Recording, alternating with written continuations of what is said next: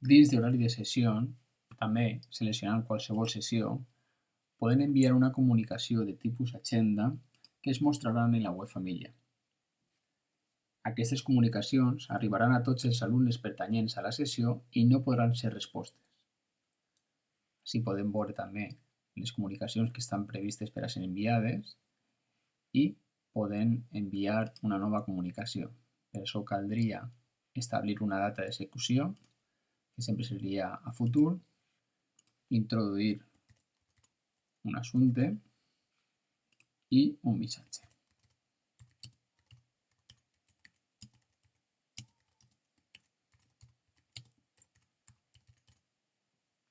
I a continuació, enviar. També, polsant sobre l'opció de comunicacions,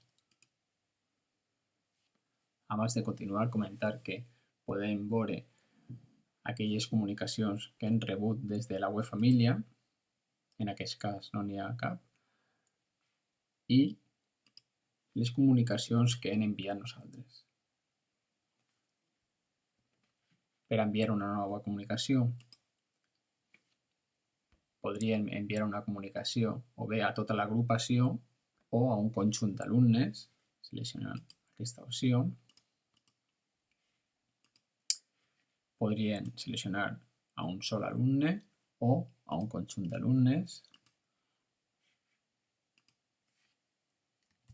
Introduir un assumpte, com hem comentat abans, i un text en el missatge.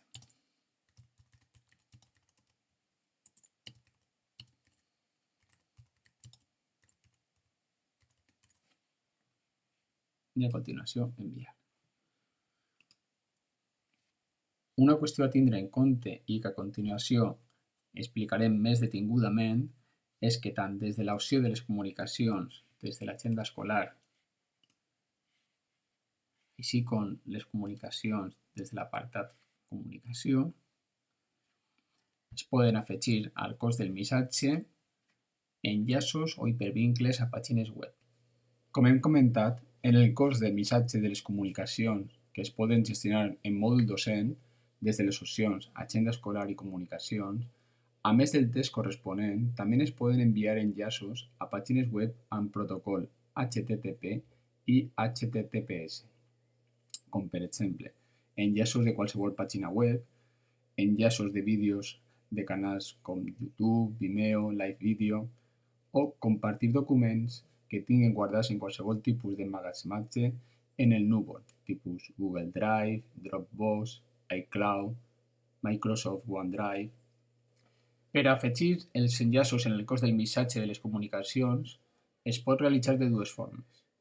O bé, copiar l'enllaç o URL de la pàgina web i pegar-lo directament en el cos del missatge de la comunicació, aquesta seria l'opció més senzilla i més còmoda, i posteriorment enviar la comunicació.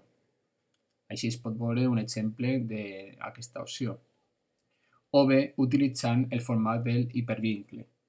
Per això caldria obrir les claus, introduir el nom del vincle, a continuació afegir la pleca o barra vertical, que com ja sabem és polsant Alt més el número 1 del teclat, pegar l'enllaç de la pàgina web que desitgem i per últim tancar la clau. A continuació, enviar la comunicació. Així tenim també un exemple de com quedaria aquesta opció, que és una miqueta més complexa. Gràcies per la seva atenció i col·laboració.